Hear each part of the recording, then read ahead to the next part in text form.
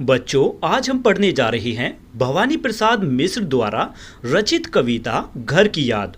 इस कविता में कवि अपने घर और परिवार से दूर हैं। वे कारावास में रहते हुए अपने घर को याद करते हैं। वर्षा का मौसम उनकी पुरानी यादों को और भी गहरा कर देता है। उन्हें अपने पिताजी, माँ, भाई बहनों और घर के सुखद वातावरण की याद आने लगती है। कवि एक एक करके अपने परिवार के सदस्यों को अपनी स्मृतियों में लाता है। उन्हें याद करके कभी उनके मन में खुशी आती है तो कभी वे बहुत भावुक और दुखी हो जाते हैं। लेकिन सबसे सुंदर बात यह है कि कवि खुद दुख सह रहा है, फिर भी वह नहीं चाहता कि उसके परिवार को उसके दुख का पता चले। इस कविता में हमें घर के प्रति प्रेम, परिवार के प्रति अपनापन, बिछुड़ने की पीड़ा और अपनों की चिंता बहुत गहराई से दिखाई देती है। तो आइए अब हम इस कविता को एक एक पंक्ति दर पढ़ते हैं और इसके अर्थ को समझते हैं। लिखा है, आज पानी गिर रहा है, बहुत पानी गिर रहा है, रात भर गिरता रहा है, प्राण मन गिरता रहा है। प्राण का मतलब है यहाँ पर जीवन। गिरता का अर्थ है व्याकुल होना या बेचैन होना। पंक्तियों का अर्थ है कि आज बहुत अधिक वर्षा हो रही है, रात भर भी पानी गिरता रहा है। लगातार हो रही वर्षा को देखकर कवि का मन उदासी और बेचैनी से भर गया है। यानी इस पंक्तियों में कवि वर्षा के वातावरण का वर्णन करते हुए अपने मन की स्थिति बता रहे हैं। रात भर लगातार बारिश हो रही है और अब भी पानी गिर रहा है। इस वर्षा को देखकर कवि के मन में अपने घर और परिवार की याद जाग उठी है। बाहर आकाश से पानी लगातार गिर रहा है और दूसरी ओर कवि के मन में भी यादों की धारा बह रही है। घर से दूर होने के कारण उसका मन बहुत बेचैन हो गया है। इस प्रकार वर्षा कवि के मन में छिपी घर की याद को और ज़्यादा गहरा कर देती है। अगली पंक्तियाँ। अब सवेरा हो गया है, कब सवेरा हो गया है, ठीक से मैंने ना जाना, बहुत सोकर सिर्फ माना। सवेरे का मतलब है सुबह। यहाँ पर पंक्तियों का अर्थ है कि अब सुबह हो चुकी है, लेकिन कवि को ठीक से पता ही नहीं चला कि सुबह कब हो गई है।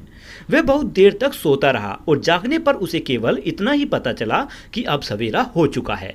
अगर इन पंक्तियों की गहरी व्याख्या करें तो कवि इतनी गहरी नींद में था कि उसे रात के समाप्त होने और सुबह होने का पता ही नहीं चला। लगातार वर्षा और अपने घर की याद के कारण उसके मन पहले से भी उदास था। इसीलिए उसके लिए सुबह का आना भी कोई विशेष खुशी नहीं लाता। उसे ऐसा लगता है कि समय कब बीत गया, उसे पता ही नहीं चला। कवि का ध्यान बाहरी संसार से अधिक अपने मन और अपनी यादों में लगा हुआ है। अगली पंक्तियां। क्योंकि बादल की अंधेरी है अभी तक भी घनेरी, अभी तक चुपचाप है सब, गतवाली छाप है सब। अंधेरी यानी अंधेरे से भरी हुई, घनेरी यानी बहुत घनी, गत वाली यानी बीते हुए समय से संबंधित। पंक्तियों का अर्थ है सुबह हो जाने के बाद भी आकाश में घने और काले बादल छाए हुए हैं। चारों ओर अभी भी शांति और अंधेरा दिखाई दे रहा है। ऐसा लगता है जैसे बीती हुई रात की छाप अभी तक वातावरण पर बनी हुई है। पंक्तियों की व्याख्या है कि सवेरा हो चुका है, फिर भी बादल इतने घने हैं कि चारों ओर उजाला दिखाई नहीं दे रहा।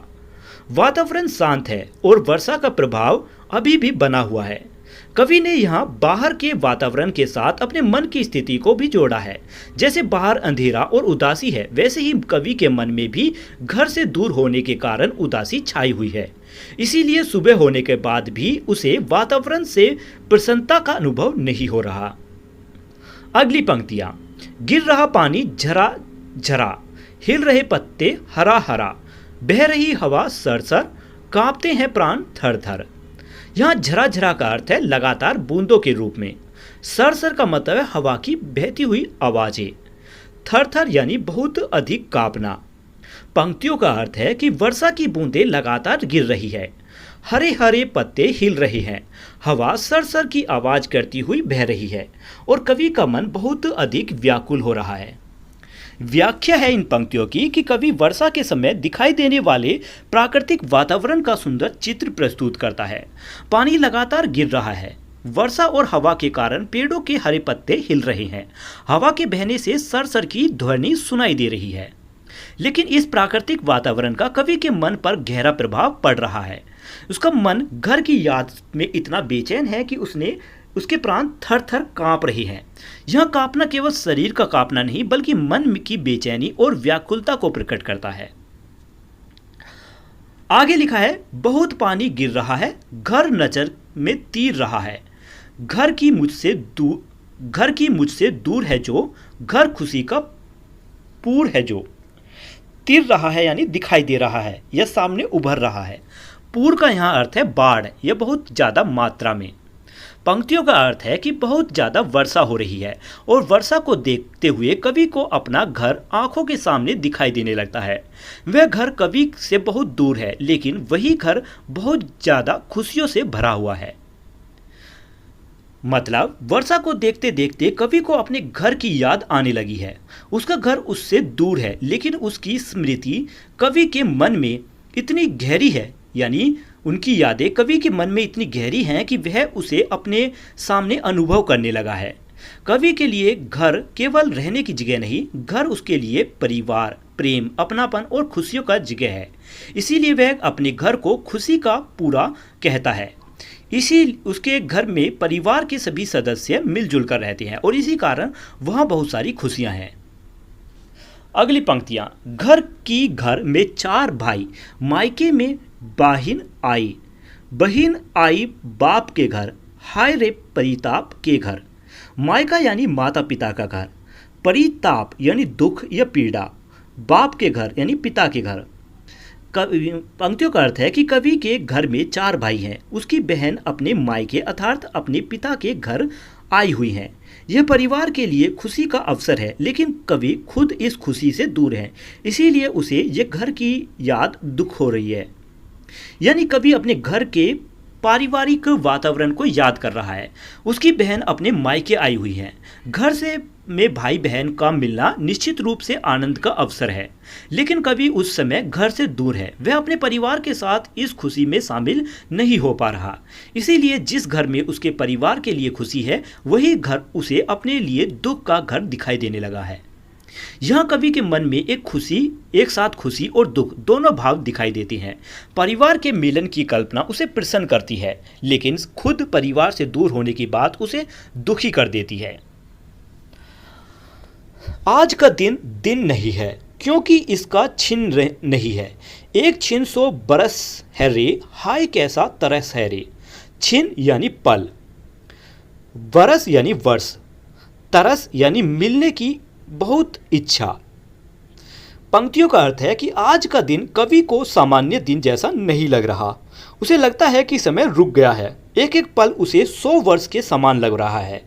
घर वालों से मिलने की इसकी इच्छा बहुत ज़्यादा बढ़ गई है। अर्थात जब मन प्रसन्न होता है तब समय बहुत जल्दी बीतता हुआ लगता है, लेकिन जब किसी अपने की बहुत अधिक याद आती है तब छोटा सा समय भी बहुत लंबा लगने लगता है। कवि भी अपने घर और परिवार से दूर है, इसीलिए आज का एक एक पल उसे लंबा लग रहा है। वह कहता है कि एक क्षण 100 वर्ष के समान हो गया है। हाय कैसा तरस है रे में कवि अपने घर वालों से मिलने की गहरी इच्छा और उनसे दूर रहने की पीड़ा प्रकट करता है। आगे लिखा है, घर में सब जुड़े हैं, सबकी इतने कब जुड़े हैं। 4 भाई 4 बहिने, भूजा भाई प्यार बहिने।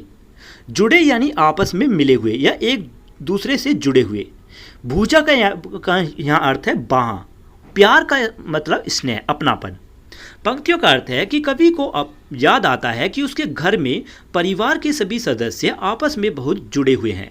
4 भाई और 4 बहनें आपस में बहुत प्रेम करती हैं और एक दूसरे के सहारे बनी हुई हैं।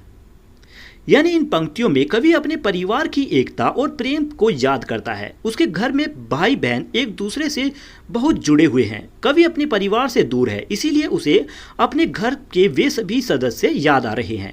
वह कल्पना करता है कि उस समय उसके भाई बहन एक साथ होंगे और आपस में प्रेम से रह रहे होंगे। परिवार का यही अपनापन कवि को सबसे ज़्यादा याद आ रहा है। वह अपने परिवार के बीच बिताए हुए सुखद समय को मन में फिर से अनुभव कर रहा है। आगे लिखा है, और माँ बिन पड़ी मेरी, दुख में वह गड़ी मेरी, माँ की जिसको गोद में सिर रख लिया तो सुख नहीं फिर। बिन पढ़ी यानी जिसने शिक्षा हासिल नहीं की, गड़ी यानी संवारी, और गोद यानी माँ की बाह में मिलने वाला सहारा। यानी इन पंक्तियों का अर्थ है कि कवि अपनी माँ को याद करता है। उसकी माँ अधिक पढ़ी लिखी नहीं है, फिर भी उसने अपने प्रेम और संस्कार से कवि के जीवन को संवारा है।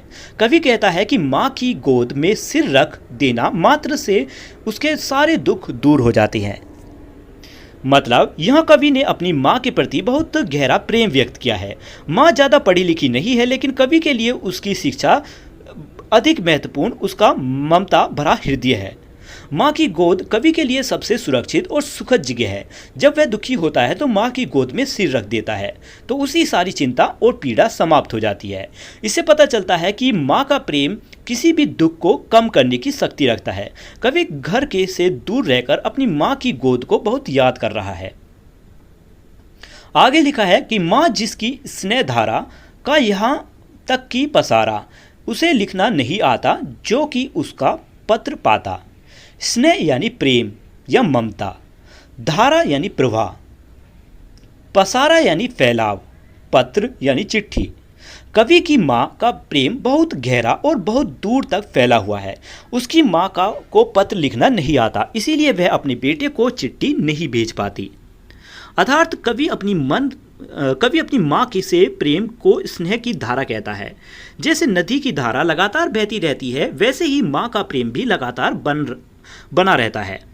माँ पढ़ी लिखी नहीं है, इसीलिए वह कवि को पत्र नहीं लिख सकती, लेकिन कवि यह नहीं कहता कि माँ का प्रेम कम है।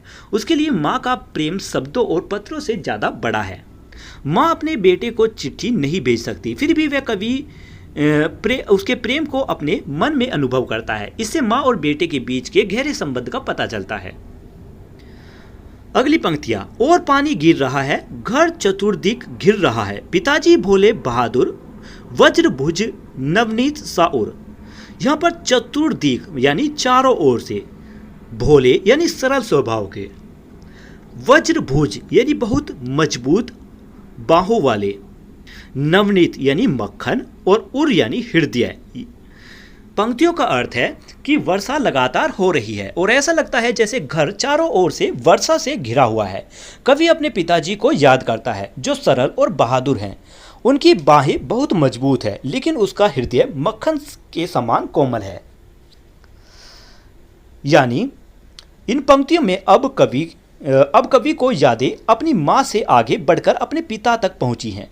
वह अपने पिताजी के व्यक्तित्व की दो विशेषताएं बताता है। पिताजी शरीर से बहुत मजबूत और साहसी हैं। उनकी बाहों की तुलना वज्र से की गई है, लेकिन उनका हृदय नवनीत अर्थात मक्खन जैसा कोमल है। इसका अर्थ है कि पिताजी बाहर से बहुत मजबूत दिखाई देते हैं, लेकिन अपने बच्चों और परिवारों के प्रति उनके मन में बहुत प्रेम और कोमलता है। आगे लिखा है, पिताजी जिनको बुढ़ापा एक क्षण भी नहीं व्यापा, जो अभी भी दौड़ जाएं, जो अभी भी खिलखिलाए। व्यापा यानी जिस पर प्रभाव नहीं पड़ा, क्षण यानी पल, और खिलखिलाए यानी खुलकर हंसे। पंक्तियों का अर्थ है कि कवि के पिताजी पर अभी तक बुढ़ापे का असर नहीं पड़ा। वे अभी भी बहुत चुस्त और उत्साही रहते हैं। वे अभी भी दौड़ सकते हैं और खुलकर हंस सकते हैं। यानी कवि अपने पिताजी को याद करते हुए कहता है कि उम्र बढ़ जाने के बाद भी उनके अंदर उत्साह और प्रसन्नता बनी हुई है। वे अभी भी पहले की तरह तेज हैं। वे दौड़ सकते हैं, बच्चों की तरह खुलकर हंस सकते हैं। इससे पता चलता है कि कवि अपने पिताजी को केवल परिवार के मुखिया के रूप में ही नहीं, बल्कि स्नेह, प्रसन्न और उत्साही व्यक्ति के रूप में याद करते हैं। आगे लिखा है, मौत के आगे ना हिचके, शेर के आगे ना बिचके, बोल में बादल गरजता, काम में झंडा लजता। हिचके का मतलब है यहाँ पर डरे या संकोच करे। बिचके का मतलब है पीछे हटे या घबराए। गरजता यानी जोर से आवाज करता। झंडा लजता यानी बहुत ऊंचा काम होने के कारण झंडा भी फीका पड़ जाए। पंक्तियों का अर्थ है कि कवि अपने पिताजी को बहुत साहसी और निडर बताते हुए कहता है कि वे मृत्यु के सामने भी नहीं डरते और शेर के सामने भी पीछे नहीं हटते। उनकी वाणी बादल की गरज जैसी प्रभावशाली है और उनके कार्य इतने श्रेष्ठ है कि उनकी तुलना में ऊंचाई का प्रतीक झंडा भी फीका पड़ जाए। यानी इस पंक्तियों में कवि अपने पिताजी के साहस, शक्ति और प्रभावशाली व्यक्तित्व का वर्णन कर रहे हैं। कवि अपने पिताजी को बहादुर बताते हैं कि वे मृत्यु जैसी भयानक चीज के सामने भी नहीं डरते। यदि उनके सामने शेर भी आ जाए तो भी वे पीछे नहीं हटते। उनकी आवाज बहुत प्रभावशाली है, जैसे बादल की गरज। आगे लिखा है, आज गीता पाठ करके दंड 260 करके खूब मुकद्दर हिला लेकर मुठ उनकी मिला लेकर। गीता पाठ का यहाँ अर्थ है श्रीमद् भगवत गीता का पाठ। दंड यानी एक प्रकार का व्यायाम, मुकद्दर यानी भारी लकड़ी का व्यायाम करने का उपकरण, और मुठ यानी पकड़ने का स्थान। कवि कल्पना करता है कि आज उसके पिताजी ने गीता का पाठ किया होगा, फिर 260 दंड लगाए होंगे फिर 260 दंड लगाए होंगे और मुकद्दर घुमाकर खूब व्यायाम किया होगा। यानी पिछली पंक्तियों में कवि ने पिताजी के साहस और शक्ति का वर्णन किया था, अब वह उनके दैनिक जीवन की कल्पना कर रहा है। कवि सोचता है कि आज सुबह उसके पिताजी ने पहले गीता का पाठ किया होगा, उसके बाद उन्होंने बहुत ज़्यादा अधिक दंड लगाए होंगे और मुकद्दर घुमाकर शरीर का व्यायाम किया होगा। इन पंक्तियों से पिताजी के अनुशासित, परिश्रमी और बलवान जीवन के बारे में पता चलता है। कवि को अपने पिताजी की दिनचर्या इतनी अच्छी तरह याद है कि वह घर से दूर रहकर भी कल्पना कर सकता है कि इस समय वे क्या कर रहे होंगे।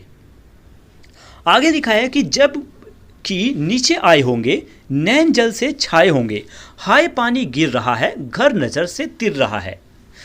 नैन यानी आंखें, तिर रहा है यानी दिखाई दे रहा है।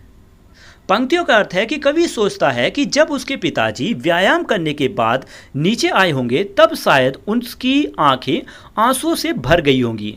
बाहर पानी गिर रहा है और कवि को अपना घर फिर से आंखों के सामने दिखाई दे रहा है। यानी यहाँ कविता का भाव अचानक बहुत अधिक भावुक हो गया। कवि कल्पना करता है कि उसके पिताजी ने जब अपने बेटे को याद किया होगा तो उनकी आंखों से आंसू आए होंगे। घर के परिवार के सभी सदस्य हैं, लेकिन कवि सभ्य वह वहाँ नहीं है। बाहर वर्षा लगातार हो रही है। वर्षा की बूंद को देखकर कवि को ऐसा लगता है जैसे उसके परिवार के लोगों की आंखों से भी आंसू बह रहे हैं।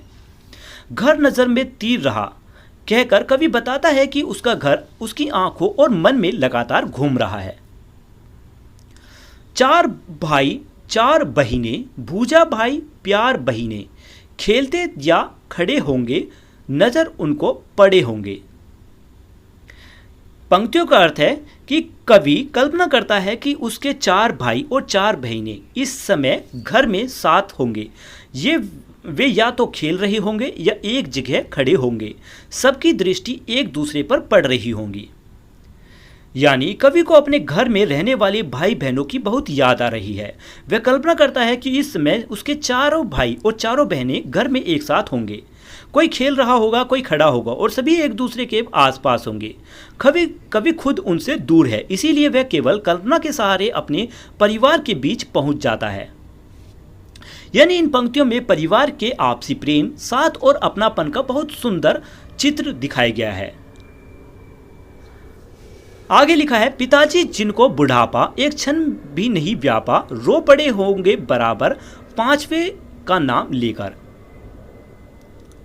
व्यापा का मतलब वही जिन पर असर नहीं पड़ता, बराबर यानी लगातार। 5वें का यहाँ से अर्थ है 5वें बेटे को। कवि के पिताजी पर अभी तक बुढ़ापे का असर नहीं पड़ा है, फिर भी उन्हें अपने 5वें बेटे को याद करके वे बार बार रो पड़े होंगे। यानी कवि पहले तो बता चुका है कि उसके पिताजी बहुत मजबूत और उत्साही है। उनकी उम्र बढ़ गई है, लेकिन उनके अंदर अभी भी वही शक्ति और उत्साह है। लेकिन बेटे का प्रेम ऐसी भावना है जो सबसे मजबूत व्यक्ति को भी भावुक कर सकती है। कवि कल्पना करता है कि पिताजी उनके 5वें बेटे अर्थात सव्य कवि को याद करके बार बार रो पड़े होंगे। आगे लिखा है कि 5वां मैं हूं अभागा, जिसे सोने पर सुहागा। पिताजी कहते रहे हैं, प्यार में बहते रहे हैं। अभागा का यहाँ अर्थ है दुर्भाग्यशाली। सोने पर सुहागा यानी पहले से अच्छी वस्तु में और ज़्यादा अच्छाई जुड़ जाना।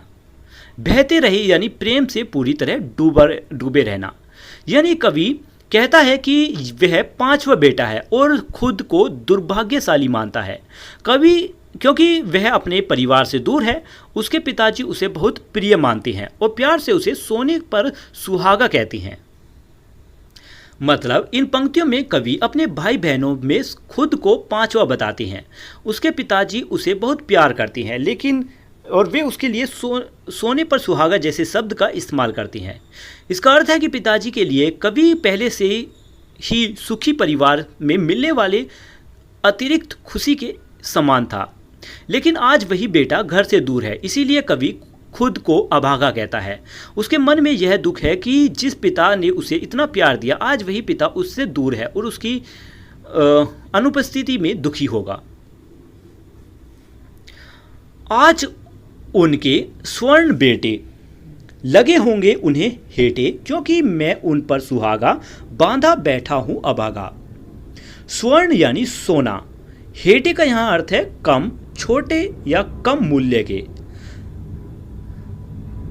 कवि सोचता है कि आज उसके पिताजी को अपने बाकी सभी बेटे भी उसके सामने फीके लग रहे होंगे, क्योंकि वह पांचवें बेटा होकर भी उनसे दूर बैठा है और खुद को दुर्भाग्यशाली मान रहे होंगे। यानी कवि के पिताजी अपने सभी बेटों से प्रेम करते हैं, लेकिन कवि के उनके प्रति विशेष लगाव है। इसी कारण कवि कल्पना करता है कि आज उसके पिताजी को अपने बाकी बेटों में उतने प्रेम नहीं लगा रहा होगा, क्योंकि उनका पांचवा बेटा उनके पास नहीं है। और माँ ने कहा होगा, दुख कितना बड़ा होगा, आंख में किस लिए पानी, वहां अच्छा है भवानी। दुख बहना यानी दुख के कारण आंसू निकलना। भवानी का यहाँ अर्थ है कवि का नाम लेकर संबोधित करना। यानी इन पंक्तियों का अर्थ है कि कवि कल्पना करता है कि उसकी माँ ने उसके पिताजी को समझाते हुए कहा होगा कि इतना दुख मत कीजिए, आंखों में आंसू क्यों ला रहे हो, हमारा बेटा वहीं ठीक है और सुखी है। यानी यहाँ कवि अपनी माँ और पिताजी के बीच होने वाली बातचीत की कल्पना कर रहा है। कवि को लगता है कि जब उसके पिताजी उसे याद करके रोए होंगे, तब उसकी माँ उन्हें समझाया होगा कि इतना दुखी होने की आवश्यकता नहीं है। उसने कहा होगा कि बेटे की आंखों में आंसू क्यों ला रहे हैं, वह जहां है वहां अच्छा ही होगा। इससे माँ का धैर्य और ममता दिखाई देता है। माँ खुद को बेटे को बहुत याद करती है, लेकिन पिताजी को दुखी देखकर समझाने का प्रयास करती रही है। कवि अपने परिवार से दूर बैठकर घर में होने वाली इन बातों की कल्पना कर रहा है। इससे उसकी घर के प्रति गहरी ममता और परिवार से मिलने की तीव्र इच्छा और हो जाती है।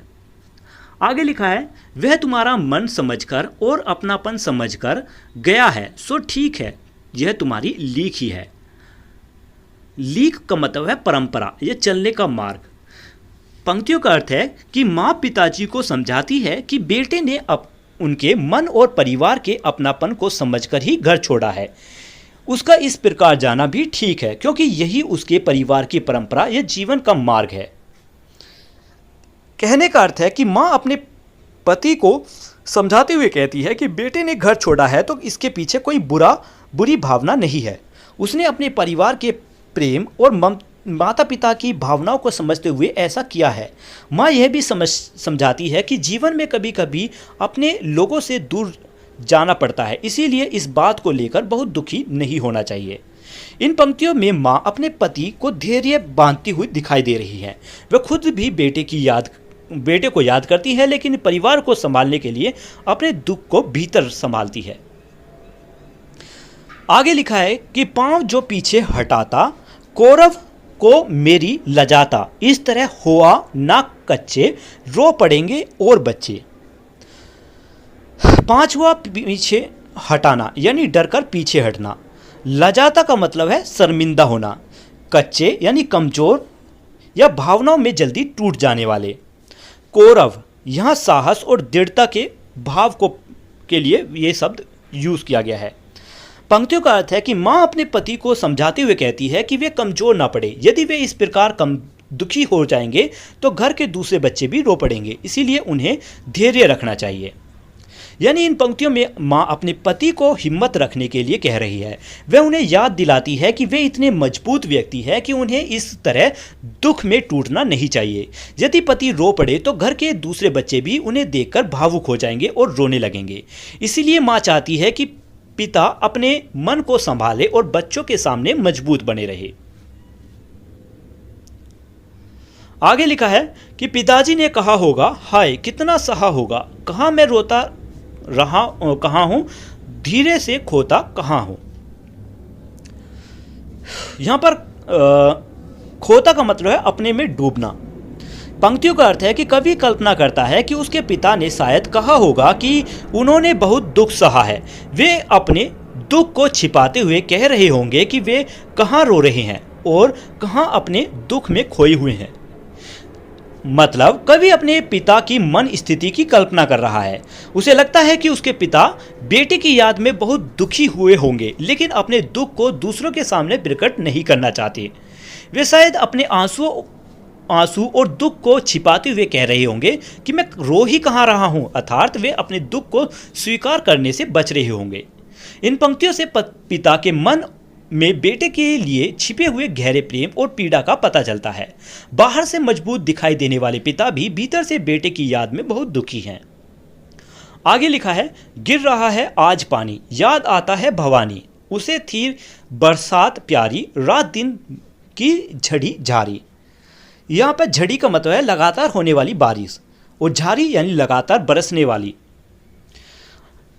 पंक्तियों का अर्थ है कि आज लगातार वर्षा हो रही है और इस वर्षा को देखकर कवि को अपने घर और अपने प्रियजनों की याद आ रही है। उसे याद है कि उसे वर्षा बहुत पसंद थी और वह दिन रात होने वाली लगातार वर्षा को भी बहुत आनंद से देखता था। यानी वर्षा कवि के लिए केवल पानी बरसने का दृश्य नहीं है, वर्षा से जुड़ी उसकी पुरानी यादें भी जाग उठी हैं। कवि को याद आता है कि उसे बरसता हुआ पानी बहुत प्रिय था। शायद वह वर्षा के समय घर में परिवार के साथ रहकर इसका आनंद लिया करता था, लेकिन अब वही वर्षा उसे सुख देने की बजाय घर की याद दिलाकर दुखी कर रही है। जो बरसात पहले उसके लिए आनंद का कारण था, वही अब वियोग की पीड़ा को बढ़ा रहा है। आगे लिखा है, खुले सिर नंगे बदन वह, घूमता फिरता मगन वह, बड़े बाड़े में की जाता, बीज लौकी की का लगाता। मगन का अर्थ है यहाँ पर बहुत खुश, बाड़ा यानी घर के पास घिरा हुआ स्थान, बीज यानी पौधे उगाने के लिए बोए जाने वाले दाने, और लौकी यानी एक सब्जी। कवि याद करता है कि वह वर्षा में खुले सिर और बिना कपड़ों के उभरी भाग में प्रसन्न होकर घूमता रहता था। वह बड़े बाड़े में जाता और वहां लौकी के बीज बोता था। यहां कवि अपने बचपन की यादों को याद कर रहा है। बरसात का मौसम उसे उस समय की याद दिलाता है जब वह घर में रहते हुए बारिश का आनंद लिया करता था। वह बिना किसी चिंता के वर्षा में घूमता था और बड़े बाड़े में जाकर लौकी के बीज बोता था। इन पंक्तियों में कवि के बचपन की सरलता, उत्साह और प्रकृति के प्रति लगाव दिखाई देता है। आगे लिखा है, तुझे बतलाता कि बेला ने फलानी फूल झेला, तू की उसके साथ जाती, आज इससे याद आती। यह बेला का अर्थ है एक सुगंधित फूल, फलानी यानी फलने फूलने वाली, झेला यानी यह फूल आने के लिए ये शब्द इस्तेमाल किया गया है। पंक्तियों का अर्थ है कि कवि कल्पना करता है कि वह अपने प्रिय व्यक्ति को बताता है कि बेला की लता में फूल आ गए हैं। वह व्यक्ति भी उसके साथ जाकर उन फूलों को देखता था। आज वही बात कवि को याद आ रही है, यानी कवि को घर के आसपास की छोटी छोटी बातें भी याद आ रही है। बेला के फूलों का खिलना भी उसके लिए एक विशेष याद से जुड़ा हुआ है। वह सोचता है कि यदि वह आज घर पर होता तो अपने प्रियजन को बताता, अपने दोस्तों को बताता कि बेला में फूल आ गए हैं। पहले वे उसके साथ जाकर उन फूलों को देखते थे।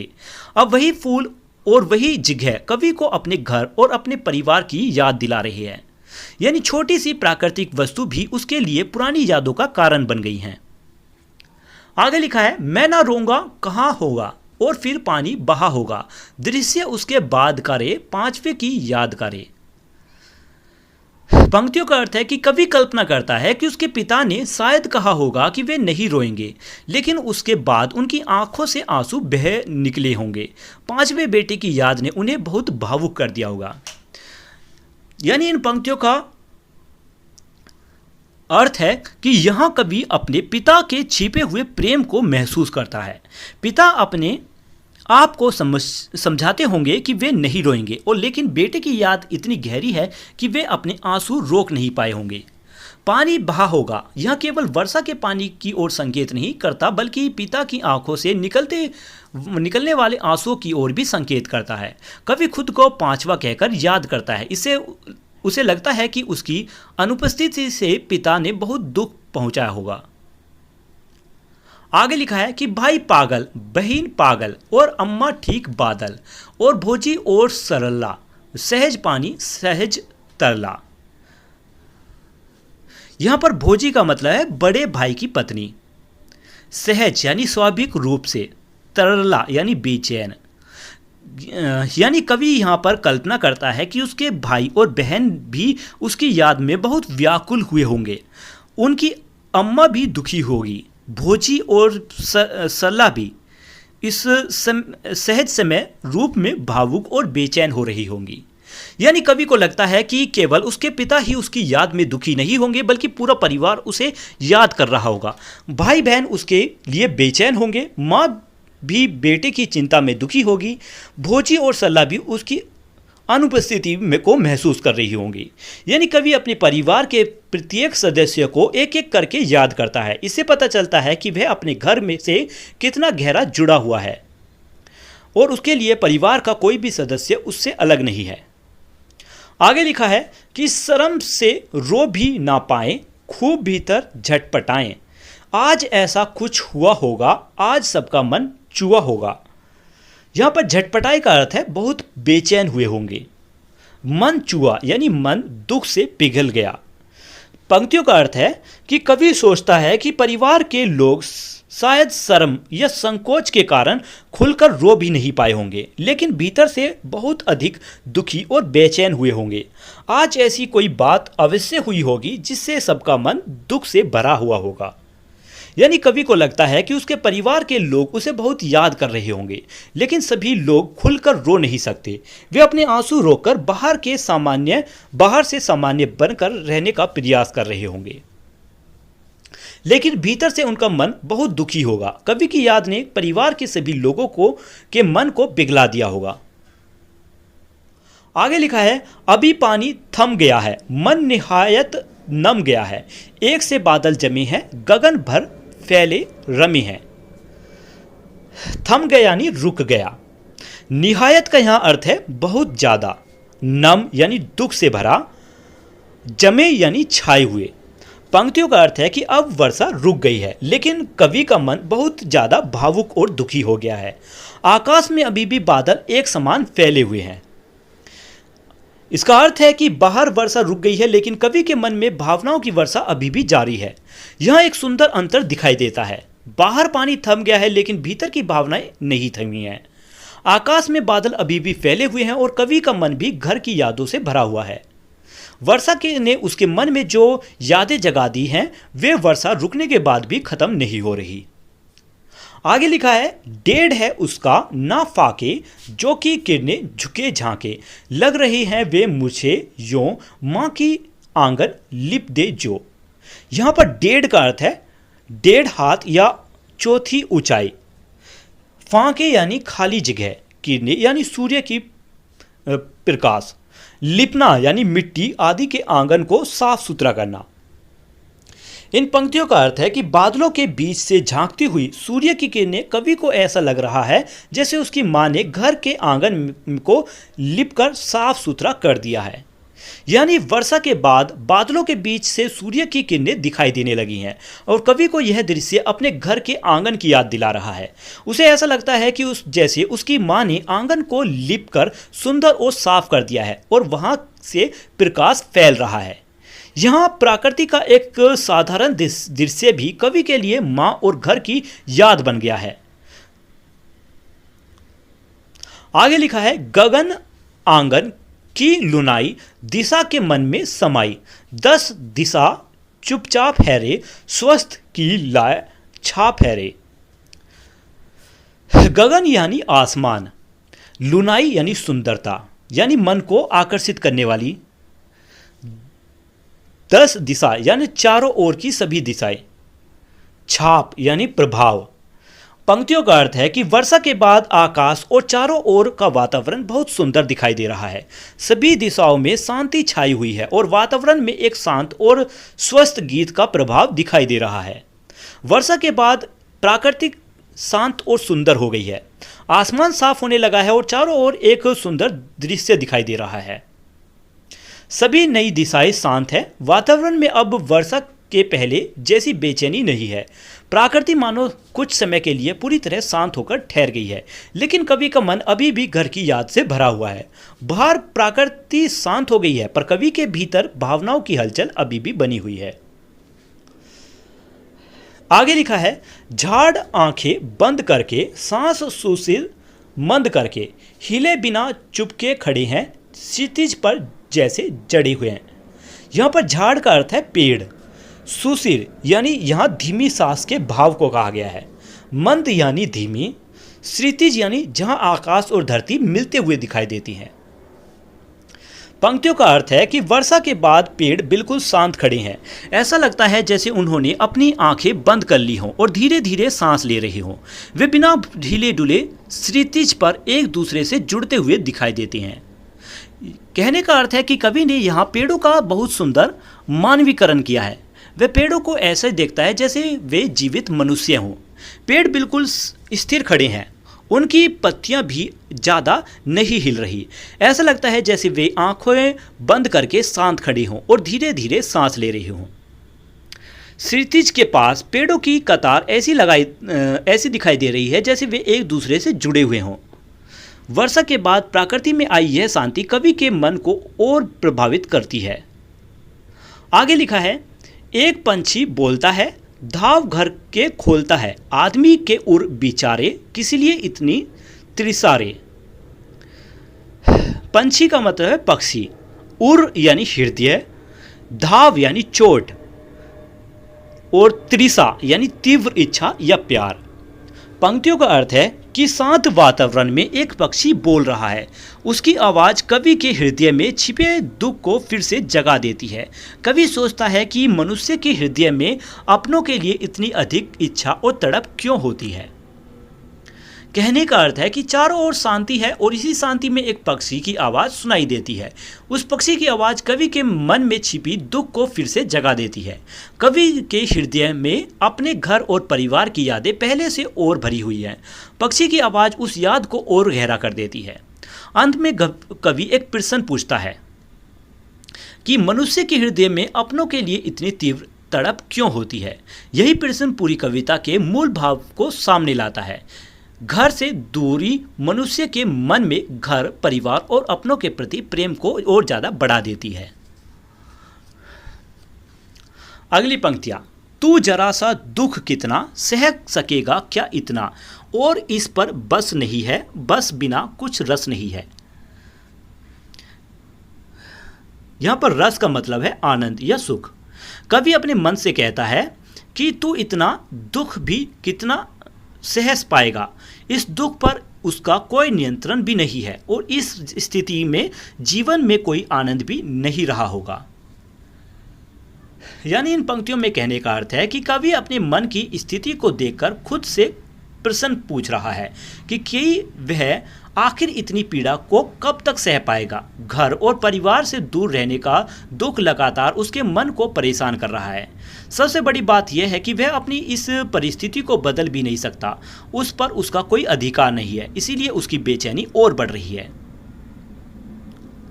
आगे लिखा है, हवा आई उड़ चालू तो, लहर आई मुड़ चालू तो चला तू, हवा आई उड़ चला तू, लहर आई मुड़ चला तू, लगा झटका टूट बैठा, गिरा नीचे फूट बैठा।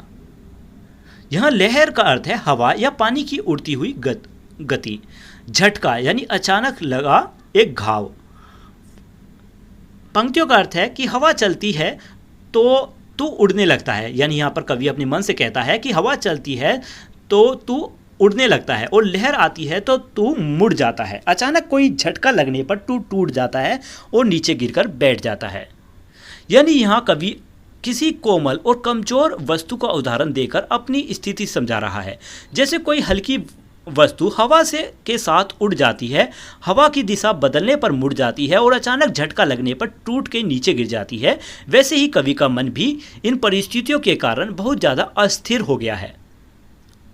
यानी घर से दूर हो रहने के कारण उसका मन किसी मजबूत सहारे के बिना हो गया है, और छोटी सी बात भी उसकी भावनाओं को बहुत प्रभावित कर देती है। आगे लिखा है, तू के प्रिय से दूर होकर बह चला रे पुर होकर, दुख भरा क्या पास तेरे, अश्रु सिंचित हास तेरे।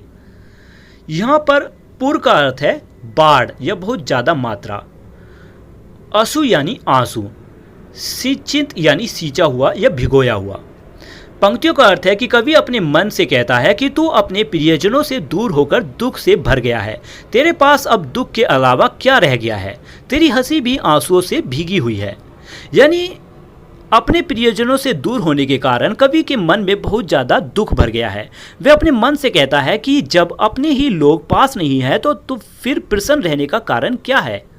असुसिंचित हास बहुत सुंदर भाव व्यक्त करता है। इसका अर्थ है कि कवि मुस्कुराने की कोशिश भी करता है तो उसकी मुस्कान के पीछे आंसू छिपे हुए हैं।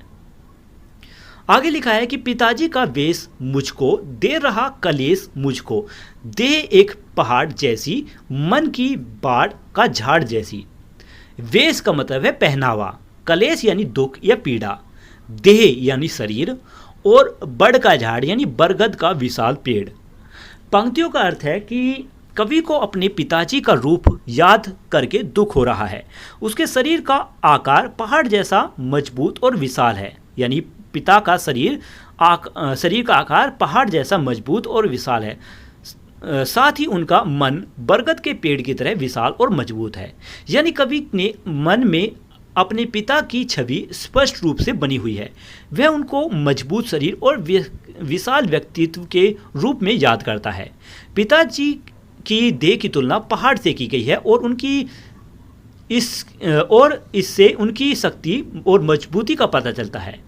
वहीं उनके मन की तुलना बरगद के पेड़ से की गई है, जिससे बरगद बहुत विशाल और मजबूत होता है। इसीलिए यह तुलना उनके विशाल दृढ़ मन को प्रकट करता है।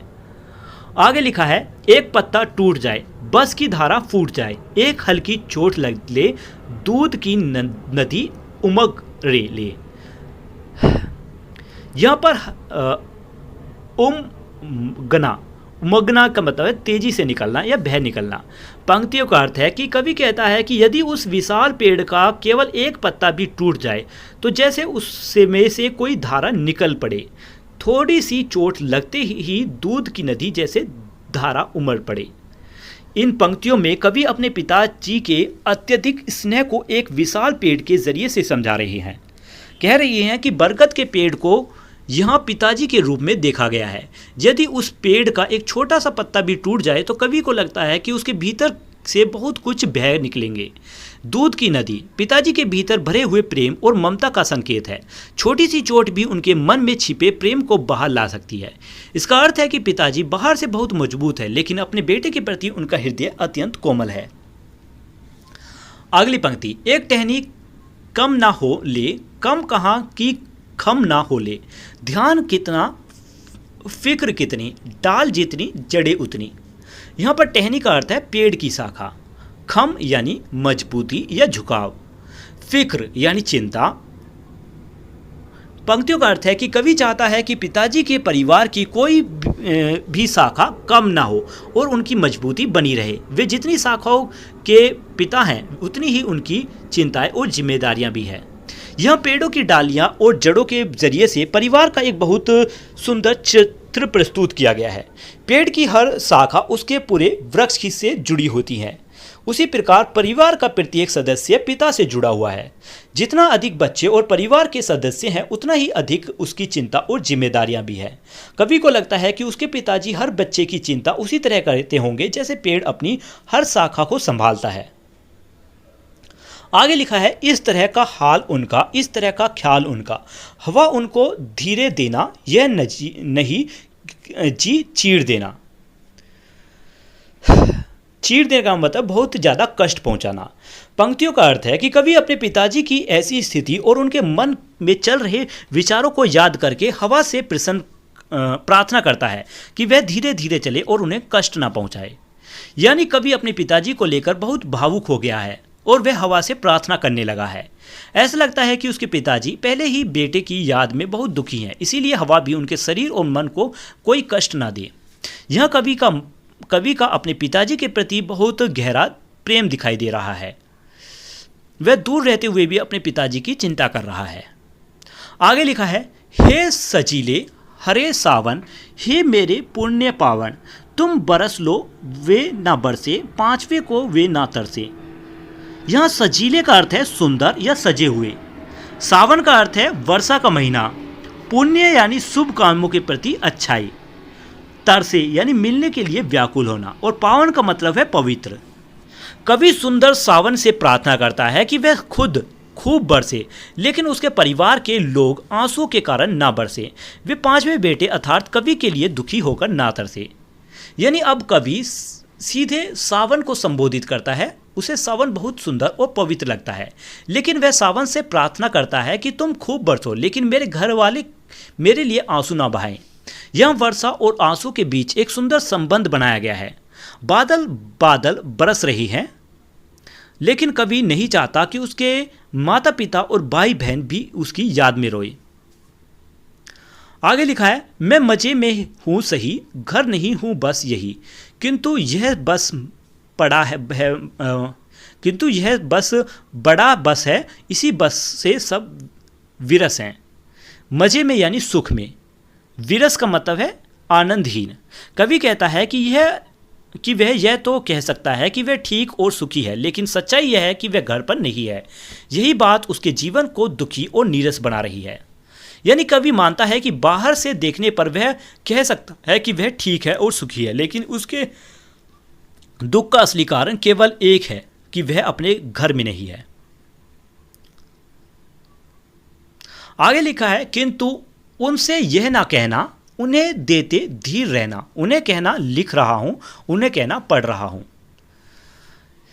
धीर मतलब धैर्य देना। कभी किसी को संबोधित करके कहता है कि मेरे घर वालों को यह मत बताना कि मैं कितना दुखी हूं, उन्हें धैर्य देना और कहना कि मैं ठीक हूं, लिख रहा हूं, पढ़ रहा हूं। यानी कवि अपने परिवार को दुख से बचाना चाहता है। वह चाहता है कि यदि उसके घर वालों को उसकी वास्तविक पीड़ा का पता चल गया तो वे ज़्यादा दुखी होंगे। इसीलिए वह कहता है कि उनसे ये मत कहना कि मैं घर को बहुत याद करता हूँ, इसके बजाय उन्हें समझाना कि मैं यहाँ ठीक हूँ, पढ़ रहा हूँ और अपने कामों में लगा हुआ हूँ।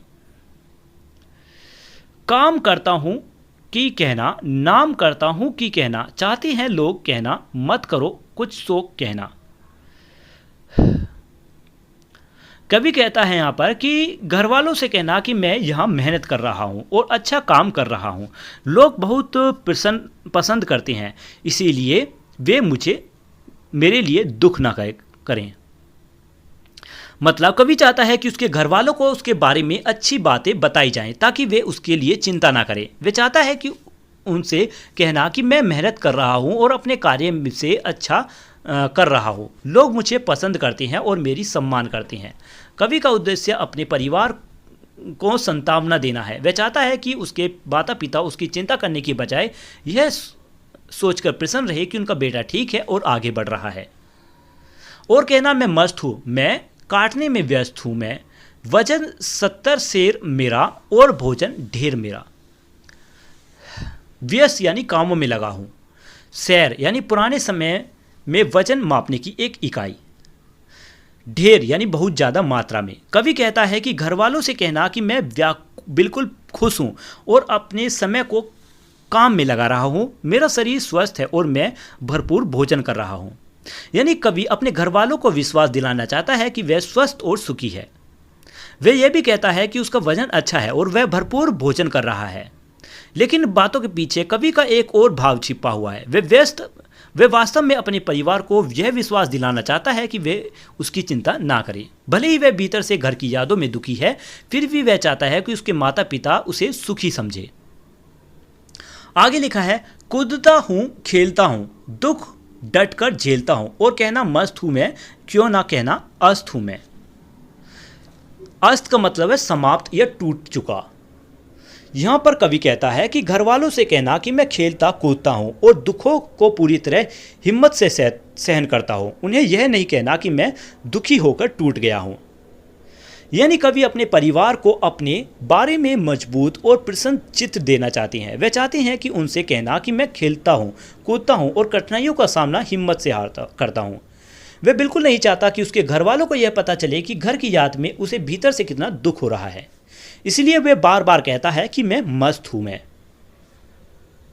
आगे लिखा है, हाय रे ऐसा न कहना है कि जो वैसा न कहना, कह न देना जागता हूँ आदमी से भागता हूँ। पंक्तियों का अर्थ है कि कवि अंत में कहता है कि घर वालों से यह बिल्कुल मत कहना कि मैं वास्तव में दुखी हूँ, रातों को जागता रहता हूँ और लोगों से दूर रहने लगता हूँ। यह कवि अपने वास्तविक मन की स्थिति को छिपाने की अंतिम इच्छा व्यक्त कर रहा है। वह चाहता है कि उसके परिवार को केवल यही बताया जाए कि वह सुखी और स्वस्थ और प्रसन्न है। इससे कविता का सबसे मार्मिक भाव सामने आता है। कवि खुद को दुख सहने को तैयार है, लेकिन वह नहीं चाहता कि उसके कारण उसके परिवार को दुख हो। आखिरी कुछ पंक्तियां, कह ना देना मौन हूं मैं, खुद ना समझू कौन हूं मैं, देखना कुछ बख ना देना, उन्हें कोई शक ना देना। मौन यानी चुप हो चाप, बकना यानी बिना सोचे समझे कुछ कहना देना। कवि कहता है कि घर वालों को से यह मत कहना कि मैं चुप और उदास रहता हूँ। वह सभ्य अपनी स्थिति को नहीं समझ पा रहा है। उसने ऐसी कोई बात भी मत कहना उनसे, मतलब परिवार से इतनी बात भी नहीं कहना कि जिनसे उन्हें मेरी वास्तविक स्थिति का संदेह हो। यानी कवि बार बार इस बात का ध्यान रख रहा है कि उसके परिवार को उसकी वास्तविक परेशानी का पता न चले। वह नहीं चाहता कि घर वालों को यह मालूम हो कि घर से दूर रहकर वह अकेला और दुखी महसूस कर रहा है। इसलिए वह कहता है कि उनसे यह भी मत कहना कि मैं बहुत चुप रहता हूं या अपने मन की स्थिति को समझा नहीं पाता। इस विशेष रूप में सावधान करता है वह कि ऐसा कोई बात मत कहना जिससे परिवार को संदेह हो जाए कि मैं वास्तव में दुखी हूं।